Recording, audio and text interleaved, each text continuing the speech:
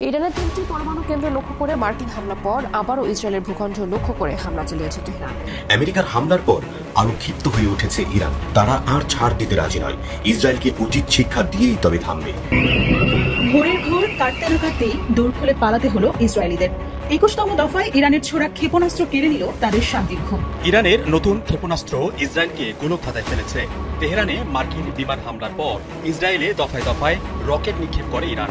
হামলার লক্ষ্যবস্তু ছিল বেশ বিস্তৃত। সিরিয়ার দখলকৃত গোলান হাইটস অঞ্চল থেকে শুরু করে আপার গ্যালিলি, আবার উত্তর ও মধ্য উপকূলীয় এলাকা পর্যন্ত বিস্তৃত অংশে হামলা চালানো হয়েছে। তবে আশ্চর্যের বিষয় হলো ইরানের নতুন ক্ষেপণাস্ত্রে ইসরায়েলে আগাম সতর্কতামূলক কোনো সাইরেন বাজেনি। এতে হতাহতের সংখ্যা অনেক বেশি হয়েছে। এই প্রথম এমন ঘটনা নিয়ে নতুন আতঙ্ক দেখা দিয়েছে ইসরায়েলে। তবে কি সর্বাত্মক যুদ্ধে জড়িয়ে পড়ছে মধ্যপ্রাচ্য? ইরানের পারমাণবিক স্থাপনায় যুক্তরাষ্ট্রের হামলার পর থেকে জোরালো হচ্ছে এই শঙ্কা। এই পর্যন্ত দখলদার দেশটির ভেতরে ইরান যে আক্রমণ করেছে, কালকের আক্রমণটি সবচেয়ে গুরুত্বপূর্ণ। এবং ইরানের পারমাণবিক প্রকল্প যদি ধ্বংসও হয়ে যায়, তার চেয়ে বড় ধ্বংস দখলদারদের করেছে ইরান, এটি বলবো আজকে। পাশাপাশি মধ্যপ্রাচ্যে 40 থেকে 50,000 মার্কিন সেনার জীবন হুমকিতে এবং পুরো পৃথিবী জুড়ে যুক্তরাষ্ট্র তার নাগরিকদেরকে হাই অ্যালার্ট, রেড অ্যালার্টে দিচ্ছে। সম্মানিত দর্শক, আসসালামু আলাইকুম। নতুন একটি ভিডিওতে আপনাকে স্বাগতম। পুরোদমে চলছে ইরান ইসরায়েল যুদ্ধ। হামলা পাল্টা হামলায় কেঁপে উঠছে দুই দেশে, বাড়ছে লাশের মিছিল। এবার যুক্তরাষ্ট্রের হামলার কঠিন প্রতিশোধ নিল ইরান। ইরানের হামলায় কাঁপছে নেতানিয়াহুর দেশ ইসরায়েল। ট্রাম্পকে খামেনির কড়া হুঁশিয়ারি। মার্কিন ঘাঁটির দিকে একসাথে 1000-এর বেশি মিসাইল তাক করল ইরান। যুক্তরাষ্ট্রে হামলা করে উড়িয়ে দেওয়ার ঘোষণা দিল ইরানি সেনাবাহিনী। ভয়ে বাংকারে লুকিয়ে আছেন ট্রাম্প। ইরান ইসরায়েল যুদ্ধের সর্বশেষ আপডেট নিয়ে করা আমাদের আজকের ভিডিওতে অত্যন্ত গুরুত্বপূর্ণ তথ্য শেয়ার করা হয়েছে। দয়া করে ভিডিওটি শুরু থেকে শেষ পর্যন্ত ধৈর্য সহকারে দেখে একটি লাইক দিয়ে সবাইকে বেশি বেশি করে শেয়ার করে দিবেন। সেই সাথে আমাদের ভিডিওটি আপনি বাংলাদেশের কোন জেলায় বসে দেখছেন বা শুনছেন সেটি অবশ্যই কমেন্ট বক্সে কমেন্ট করে জানিয়ে দিতে ভুলবেন না। প্রতিশোধের আগুন জ্বলছে তেহরানে, আর সেই আগুনে পুড়ে খাক হচ্ছে গোটা ইসরায়েল। আমেরিকার হামলার পর আরো ক্ষিপ্ত হয়ে উঠেছে ইরান। তারা আর ছাড় দিতে রাজি নয়। ইসরায়েলকে উচিত শিক্ষা দিয়েই তবে থামবে। সাথে আমেরিকাও পাবে মোক্ষম জবাব। মধ্যপ্রাচ্য আবারও উত্তপ্ত হয়ে উঠেছে। ইরান সোমবার ভোরে ইসরায়েলের বিরুদ্ধে ফের এক দফা ক্ষেপণাস্ত্র হামলা চালিয়েছে। দেশটির ইসলামী বিপ্লবী গার্ড কোর জানিয়েছে এটি ছিল অপারেশন 2 প্রমিস 3-র 21 ধাপ। এই অভিযানের মূল লক্ষ্য ছিল ইসরায়েলের সামরিক ঘাঁটি ও যুদ্ধ শিল্প সংশ্লিষ্ট স্থাপনাগুলো। তেহরান দাবি করেছে ইসরায়েল বিনা উস্কানিতে ইরানের ভূখণ্ডে আগ্রাসন চালিয়েছে। এই আগ্রাসনে ইরানি নাগরিকদের নিরাপত্তা হুমকির মুখে পড়ায় আত্মরক্ষার স্বার্থেই এই পাল্টা ব্যবস্থা গ্রহণ করতে বাধ্য হয়েছে তেহরান। সোমবার ভোরে ছোড়া ব্যালিস্টিক ক্ষেপণাস্ত্রটির কারণে ইসরায়েলের মধ্যাঞ্চলে তেল আবিব ও তার আশেপাশের এলাকাগুলোতে সতর্কতার সাইরেন বেজে ওঠে। ইসরায়েলি সামরিক বাহিনী জানায় তারা ক্ষেপণাস্ত্রটি আকাশে ধ্বংস করতে সক্ষম হয়েছে। তবে আতঙ্কে বহু মানুষ আশ্রয় কেন্দ্রের দিকে ছোটে। এতে কিছু মানুষ আহত হন বলে জানায় ইসরায়েলি জরুরি সেবা সংস্থা মাগেন ডেভিড আদম। ইসরায়েলের সেনাবাহিনীর তরফ থেকে জানানো হয়েছে ক্ষেপণাস্ত্র হানার পর মধ্য ও উত্তর ইসরায়েল এবং পশ্চিম তীরের বিভিন্ন স্থানে নাগরিকদের নিরাপদ স্থানে আশ্রয় নেওয়ার নির্দেশ দেওয়া হয়। পরিস্থিতি কিছুটা শান্ত হলে পরবর্তীতে আশ্রয় ত্যাগের অনুমতি দেওয়া হয়। এদিকে ইরানের রাষ্ট্রীয় সংবাদ সংস্থা ও বিপ্লবী গার্ড বাহিনীর মুখপাত্রের দাবি এই হামলা ছিল পরিকল্পিত এবং প্রতিক্রিয়াশীল। এটি ছিল ইসরায়েলি আগ্রাসনের যথাযথ জবাব। গার্ড কোর আরও জানিয়েছে ভবিষ্যতে আরও কার্যকর এবং ফলপ্রসূ হামলা চালানো হবে যদি ইসরায়েল পুনরায় ইরানের ভূখণ্ডে হামলা চালায়। এছাড়া ফার্স্ট নিউজ এজেন্সির একটি প্রতিবেদন থেকে জানা যায় এই দিন ইয়েমেন থেকে আরেকটি ক্ষেপণাস্ত্র ছোড়া হয়। এই মুহূর্তে পুরো মধ্যপ্রাচ্যের যুদ্ধের আশঙ্কা তীব্রভাবে উকি দিচ্ছে। সম্প্রদায়ের কড়া নজর এখন তেহরান ও তেল আবিবের পরবর্তী পদক্ষেপের দিকে। শান্তির বার্তা আসবে নাকি বারুদের ঘ্রাণ আরো ছড়িয়ে পড়বে তা সময়ই বলে দেবে। ভোরের ভোর কাটতে না কাটতেই দৌড় খুলে পালাতে হলো ইসরায়েলিদের। 21তম দফায় ইরানের ছোড়া ক্ষেপণাস্ত্র কেড়ে নিল তাদের শান্তির ঘুম। ঘোরের মধ্যেই লাখ লাখ ইসরায়েলিকে ছুটতে হলো বাংকারে। আগ্রাসনের প্রতিক্রিয়ায় ইরান ইসরায়েলে নতুন করে বিমান হামলা চালিয়েছে। ইসরায়েলের উস্কানিমূলক আগ্রাসন তেহরানকে তার দেশ ও জনগণের সুরক্ষার জন্য আঘাত হানতে বাধ্য করেছে। এই প্রতিশোধের অংশ হিসেবে ইরান সোমবার সকালে অধিকৃত অঞ্চলে নতুন করে ক্ষেপণাস্ত্র নিক্ষেপ করেছে। ইসরায়েলের অব্যাহত উস্কানি এবং ইরানের ভূখণ্ডে হামলার প্রতিক্রিয়ায় এই পদক্ষেপ নেওয়া হয়েছে, যা ইরানের আত্মরক্ষার অধিকারের অংশ বলে তেহরান দাবি করছে। ইসলামিক রেভলিউশনারি গার্ড কোয়ার জানিয়েছে, ইসরায়েলের সামরিক লক্ষ্যবস্তু এবং সামরিক শিল্পের বিরুদ্ধে ক্ষেপণাস্ত্র হামলার সংখ্যা ও কার্যকারিতা বাড়ানোর পরিকল্পনা রয়েছে। ইরানের মূল লক্ষ্য ইসরায়েলের সামরিক সক্ষমতাকে দুর্বল করা এবং ভবিষ্যতে এমন আগ্রাসন চালানো থেকে বিরত থাকা। ইরান স্পষ্ট করে দিয়েছে যে তাদের সামরিক অভিযান লক্ষ্যভিত্তিক এবং বেসামরিক নাগরিকদের লক্ষ্যবস্তু করা হচ্ছে না। ফার্স্ট নিউজ এজেন্সির রিপোর্টে বলা হয়েছে, অধিকৃত অঞ্চলে ছোড়া ক্ষেপণাস্ত্রগুলোর মধ্যে ইয়েমেনের হুথি বিদ্রোহীদের ক্ষেপণাস্ত্রও ছিল। ইসরায়েলি এমার্জেন্সি পরিষেবা বিভাগ জানিয়েছে, আশ্রয় কেন্দ্রে পৌঁছানোর ভিড় এবং তাড়াহুড়ার কারণে বেশ কয়েকজন আহত হওয়ার খবরও পাওয়া গেছে। এ ধরনের পরিস্থিতি সাধারণত আতঙ্ক এবং বিশৃঙ্খলার কারণেই ঘটে থাকে। যদিও সরাসরি ক্ষেপণাস্ত্র হামলায় কোনো হতাহতের খবর পাওয়া যায়নি, টাইমস অফ ইসরায়েলের প্রতিবেদনে বলা হয়েছে, এই ধরনের ঘটনাগুলো জনমনে তীব্র ভীতি তৈরি করে এবং নাগরিক জীবনে বড় ধরনের প্রভাব ফেলছে। ইরান জানিয়েছে, এই হামলা ইসরায়েলি শাসনের বিরুদ্ধে চালানো অপারেশন ট্রু প্রমিস 3-এর 21তম ধাপ। এই অপারেশনগুলো ইরানের দীর্ঘমেয়াদী পরিকল্পনারই অংশ, যা ইসরায়েলের উপর চাপ সৃষ্টি করতে এবং তাদের আগ্রাসী নীতি পরিবর্তন করতে ডিজাইন করা হয়েছে। ইরানের সামরিক মুখপাত্ররা এই অপারেশনগুলোকে প্রতিরক্ষামূলক এবং প্রতিশোধমূলক বলে অভিহিত করেছেন। আইডিএফ এর প্রাথমিক মূল্যায়নে বলা হয়েছে, সর্বশেষ হামলায় ইরান থেকে একটি ব্যালিস্টিক ক্ষেপণাস্ত্র নিক্ষেপ করা হয়েছিল, ফলে তেল আবিব এবং মধ্য ইসরায়েলের আশেপাশের এলাকায় সাইরেন বাজানো হয়। আইডিএফ ক্ষেপণাস্ত্রটি আকাশেই ধ্বংস করার দাবিও করেছে। তাদের মতে, ক্ষেপণাস্ত্র প্রতিরক্ষা ব্যবস্থা সফলভাবে কাজ করায় বড় ধরনের ক্ষয়ক্ষতি এড়ানো সম্ভব হয়েছে। মাসেন ডেভিড অ্যাডম জানিয়েছে, জনবসতিপূর্ণ এলাকায় কোনো আঘাতের খবর পাওয়া যায়নি। হোম ফ্রন্ট কমান্ড জানিয়েছে, সাইরেন বাজানো এলাকার বেসামরিক নাগরিকরা হামলার পর আশ্রয় কেন্দ্র ছেড়ে যেতে পারবেন। এই পর্যন্ত দখলদার দেশটির ভেতরে ইরান যে আক্রমণ করেছে, কালকের আক্রমণটি সবচেয়ে গুরুত্বপূর্ণ এবং ইরানের পারমাণবিক প্রকল্প যদি ধ্বংস হয়ে যায়, তার চেয়ে বড় ধ্বংস দখলদারদের করেছে ইরান, সেটি বলবো আজকে। পাশাপাশি মধ্যপ্রাচ্যে 40 থেকে 50,000 মার্কিন সেনার জীবন হুমকিতে এবং পুরো পৃথিবী জুড়ে যুক্তরাষ্ট্র তার নাগরিকদেরকে হাই অ্যালার্ট, রেড অ্যালার্টে রেখেছে। খামিনি বললেন, নেতানিয়াহু চাইলে খামিনি না, দুঃখিত, নেতানিয়াহু বললেন খামিনি চাইলে যুদ্ধ বন্ধ হবে, অর্থাৎ সুর নরম করতে শুরু করলেন।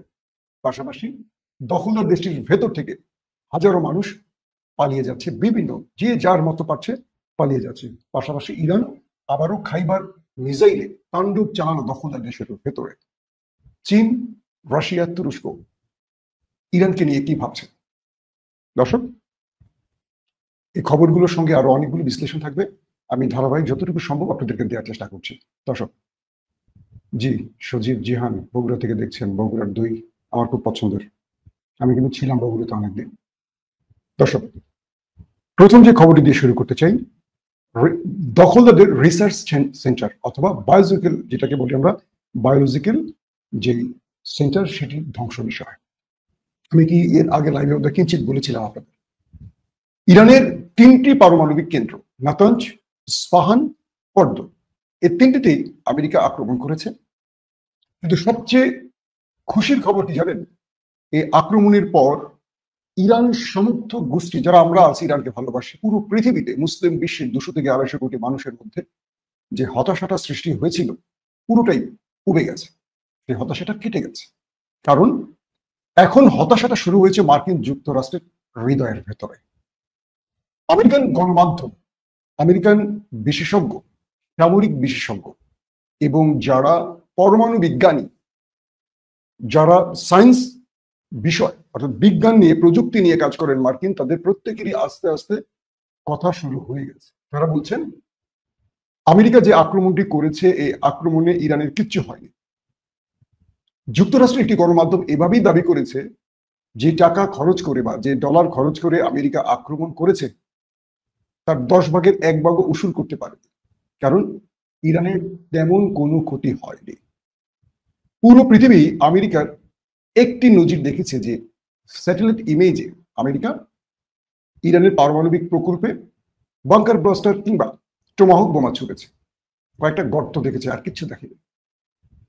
কিন্তু ইরান যখন বলছে যে এই আক্রমণে তাদের কিছু হয়নি, আমেরিকা পাল্টা বলেনি যে অনেক কিছু হয়েছে।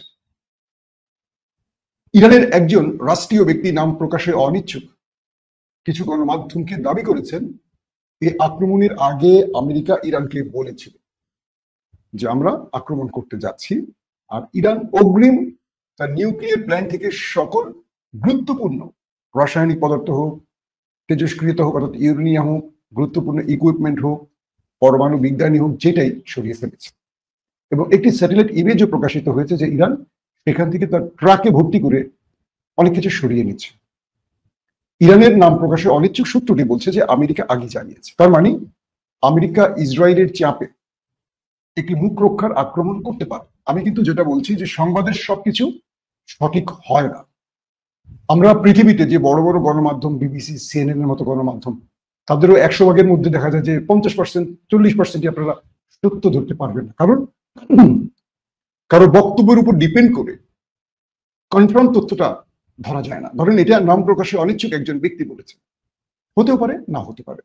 আবার কখনো কখনো ইসরায়েলকে যে এত ধোলাই দিচ্ছে ইরান, ইসরায়েল কি স্বীকার করছে তার দেশের ভেতরের পরিস্থিতি হয়তো আমি আপনি যেটুকু জানি তার চেয়ে অনেক বেশি তারা ক্ষতিগ্রস্ত হয়েছে। কিন্তু ইন্টারেস্টিং ব্যাপার, আমরা কি সব জানি? আমরা জানি এটা মেরেছে, ওটা মেরেছে, কিন্তু এর চেয়ে ভয়াবহ অবস্থা দখলদার দেশটির ভেতর থেকে। আমাদের যারা বিদেশে, আমাদের যারা বন্ধুরা আছেন সাংবাদিকরা, তারা অনেকেই বলছে যে তারা অনেক খবর দিতে পারছে না, কিন্তু দখলদার দেশটির ভেতরের অবস্থা খুবই খারাপ, পুরো গাজা বানায় ফেলছে ইরান তাদেরকে। কিন্তু আমরা খবরপত্রে দেখি না, কারণ সেন্সর চলছে। তো বিষয়টা হলো ইরানকে আক্রমণ করে দখলদার কি বলে বিশ্বমরুলরা যে কাঙ্ক্ষিত অর্জনের কথা বলছেন, এটি সম্পূর্ণ ফেক। এবং আস্তে আস্তে আমেরিকার বিভিন্ন সূত্র, গণমাধ্যম, সাংবাদিক, কলামিস্ট, তাদের প্রযুক্তিবিদ, সামরিকবিদ, তারা কিন্তু বলতে শুরু করেছে। এবং ইসরায়েলের বক্তব্য ক্রমান্বয়ে পরিবর্তন হচ্ছে, কারণ ইসরায়েল বুঝে গেছে এই আক্রমণটি নেতানিয়াহুকে শান্ত করার জন্য ট্রাম্প করেছে। মূলত ট্রাম্প ইরানকে ভয় পেয়েছেন যে আমরা সত্যিকার অর্থে বড় কিছু করলে, মধ্যপ্রাচ্যের যুদ্ধ ছড়িয়ে পড়লে আমেরিকার কি লাভ, আমেরিকার কি লাভ। ইরানকে এই মুহূর্তে যুদ্ধে টেনে এনে আমেরিকার কোনো লাভ নেই, পুরোটা ক্ষতি। কারণ ইরান ভীমরুলের জাতি, আর ডোনাল্ড ট্রাম্প বুঝতে পারছেন তার অর্থনীতির অবস্থা কি, আর তাকে মধ্যপ্রাচ্যের কেউ সাপোর্ট দিবে না, বিশেষ করে আরবরা কেউ সাপোর্ট দিবে না এই যুদ্ধে, কারণ আরবদের ক্ষতি এই যুদ্ধে।